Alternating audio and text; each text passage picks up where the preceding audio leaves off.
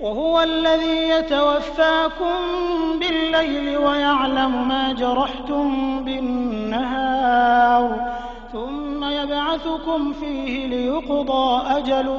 مسمى ثم إليه مرجعكم ثم ينبئكم بما كنتم تعملون وهو القاهر فوق عباده ويرسل عليكم حفظة حتى إذا جاء أحدكم الموت توفته رسلنا وهم لا يفرطون ثم ردوا إلى الله مولاهم الحق ألا له الحكم وهو أسرع الحاسبين قل من ينجيكم من ظلمات البر والبحر تدعونه تضرعا وخفية لئن أنجانا من هذه لنكونن من الشاكرين قل الله ينجيكم منها ومن كل كرب ثم أنتم تشركون قل هو القادر على أن يبعث عليكم عذابا من فوقكم أو من تحت أرجلكم أو يلبسكم شيعا ويذيق بعضكم بأس بعض انظر كيف نصرف الآيات لعلهم يفقهون وكذب به قومك وهو الحق قل لست عليكم بوكيل لكل نبأ مستقر وسوف تعلمون وإذا رأيت الذين يخوضون في آياتنا فأعرض عنهم حتى يخوضوا في حديث غيره وإما ينسينك الشيطان فلا تقعد بعد الذكرى مع القوم الظالمين وما على الذين يتقون من حسابهم من شيء ولكن ذكرى لعلهم يتقون وذر الذين اتخذوا دينهم لعبا ولهوا وغرتهم الحياة الدنيا وذكر به أن تبسل نفس بما كسبت ليس لها من دون الله ولي ولا شفيع وإن تعدل كل عدل لا يؤخذ منها أولئك الذين أبسلوا بما كسبوا لهم شراب من حميم وعذاب أليم بما كانوا يكفرون قل أندعو من دون الله ما لا ينفعنا ولا يضرنا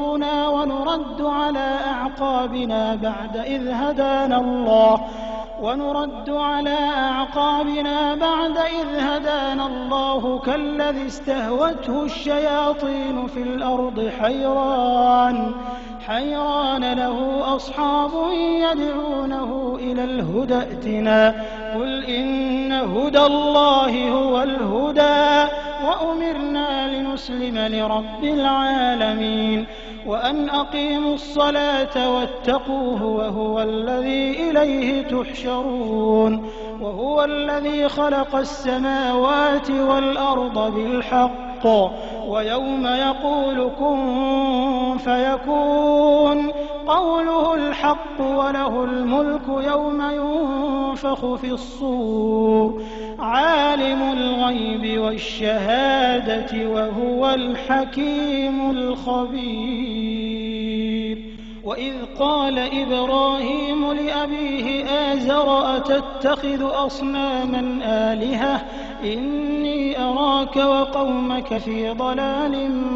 مبين وكذلك نري إبراهيم ملكوت السماوات والأرض وليكون من الموقنين فلما جن عليه الليل رأى كوكبا قال هذا ربي فلما أفل قال لا أحب الآفلين فلما رأى القمر بازغا قال هذا ربي فلما أفل قال لئن لم يهدني ربي لأكونن من القوم الضالين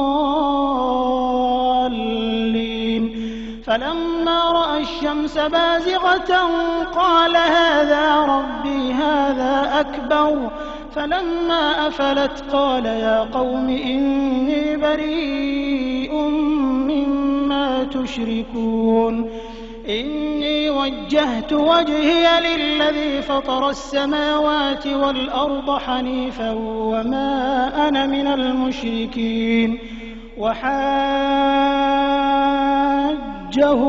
قومه قال أتحاجوني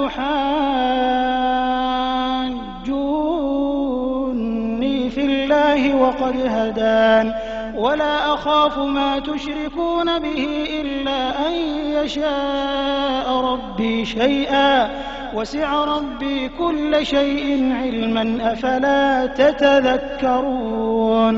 وكيف أخاف ما أشركتم ولا تخافون أنكم أشركتم بالله ما لم ينزل به عليكم سلطانا فأي الفريقين أحق بالأمن إن كنتم تعلمون الذين آمنوا ولم يلبسوا إيمانهم بظلم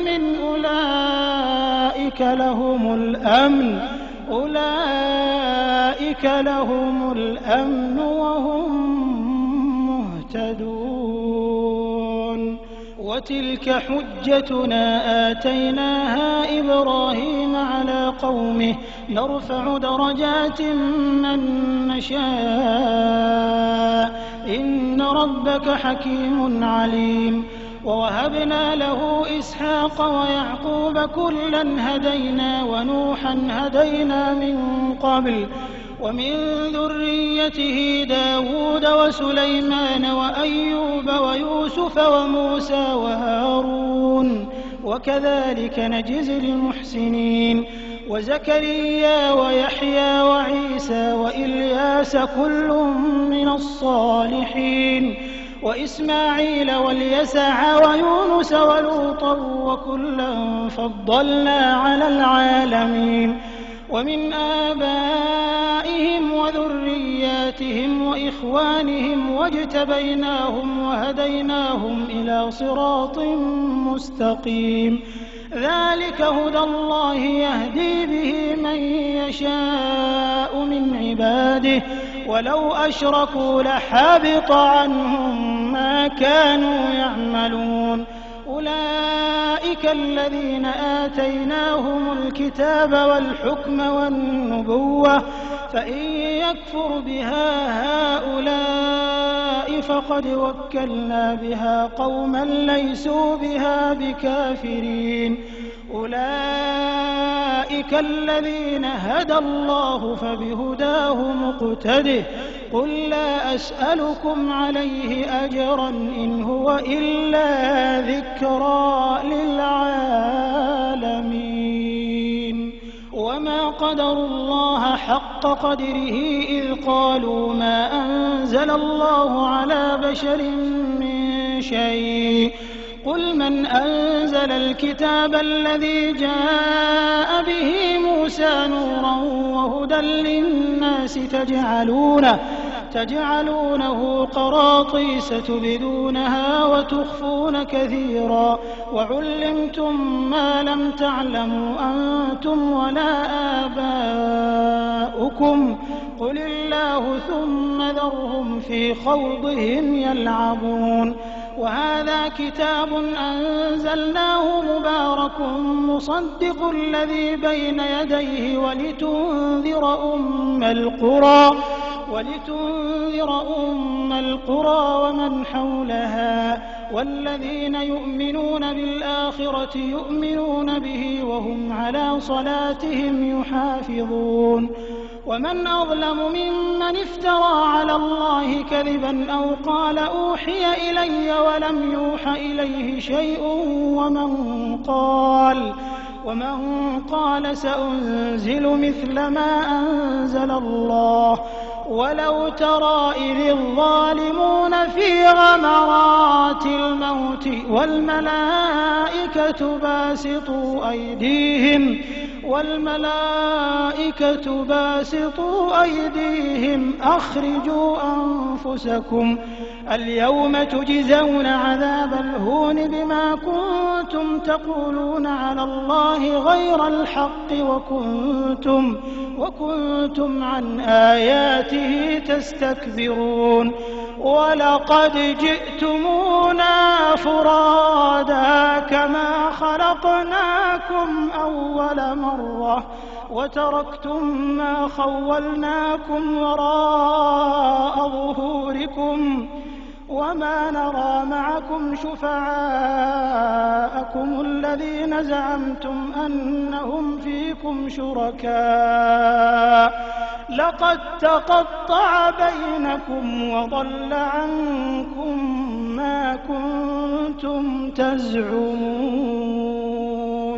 إن الله فالق الحب والنوى يخرج الحي من الميت ومخرج الميت من الحي ذلكم الله فأنى تؤفكون فالق الإصباح وجعل الليل سكنا والشمس والقمر حسبانا ذلك تقدير العزيز العليم وهو الذي جعل لكم النجوم لتهتدوا بها في ظلمات البر والبحر قد فصلنا الآيات لقوم يعلمون وهو الذي أنشأكم من نفس واحدة فمستقر ومستودع قد فصلنا الآيات لقوم يفقهون وهو الذي أنزل من السماء ماء فأخرجنا به نبات كل شيء فأخرجنا منه خضرا نخرج منه حبا متراكبا ومن النخل من طلعها قنوان دانية وجنات من أعناب والزيتون والرمان مشتبها وغير متشابه انظروا إلى ثمره إذا أثمر وينعه إن في ذلكم لآيات لقوم يؤمنون وجعلوا لله شركاء الجن وخلقهم وخرقوا له بنين وبنات بغير علم سبحانه وتعالى عما يصفون بديع السماوات والأرض أنى يكون له ولد ولم تكن له صاحبة وخلق كل شيء وهو بكل شيء عليم ذلكم الله ربكم لا إله إلا هو خالق كل شيء فاعبدوه وهو على كل شيء وكيل لا تدركه الأبصار وهو يدرك الأبصار وهو اللطيف الخبير قد جاءكم بصائر من ربكم فمن أبصر فلنفسه ومن عمي فعليها وما أنا عليكم بحفيظ وكذلك نصرف الآيات وليقولوا درست ولنبينه لقوم يعلمون اتبع ما أوحي إليك من ربك لا إله إلا هو وأعرض عن المشركين ولو شاء الله ما أشركوا وما جعلناك عليهم حفيظا وما أنت عليهم بوكيل ولا تسبوا الذين يدعون من دون الله فيسبوا الله عدوا بغير علم كذلك زينا لكل أمة عملهم ثم إلى ربهم مرجعهم فينبئهم بما كانوا يعملون وأقسموا بالله جهد أيمانهم لئن جاءتهم آية ليؤمنن بها قل إنما الآيات عند الله وما يشعركم أنها إذا جاءت لا يؤمنون ونقلب أفئدتهم وأبصارهم كما لم يؤمنوا به أول مرة ونذرهم في طغيانهم يعمهون ولو أننا نزلنا إليهم الملائكة وكلمهم الموتى وحشرنا عليهم كل شيء قبلا ما كانوا ليؤمنوا إلا أن يشاء الله ولكن أكثرهم يجهلون وكذلك جعلنا لكل نبي عدوا شياطين الإنس والجن يوحي بعضهم إلى بعض زخرف القول غرورا ولو شاء ربك ما فعلوه فذرهم وما يفترون ولتصغى إليه أفئدة الذين لا يؤمنون بالآخرة وليرضوه وليقترفوا ما هم مقترفون أفغير الله أبتغي حكما وهو الذي أنزل إليكم الكتاب مفصلا والذين آتيناهم الكتاب يعلمون أنه منزل من ربك بالحق فلا تكونن من الممترين وتمت كلمة ربك صدقا وعدلا لا مبدل لكلماته وهو السميع العليم وإن تطع أكثر من في الأرض يضلوك عن سبيل الله إن يتبعون إلا الظن وإن هم إلا يخرصون إن ربك هو أعلم من يضل عن سبيله وهو أعلم بالمهتدين فكلوا مما ذكر اسم الله عليه إن كنتم بآياته مؤمنين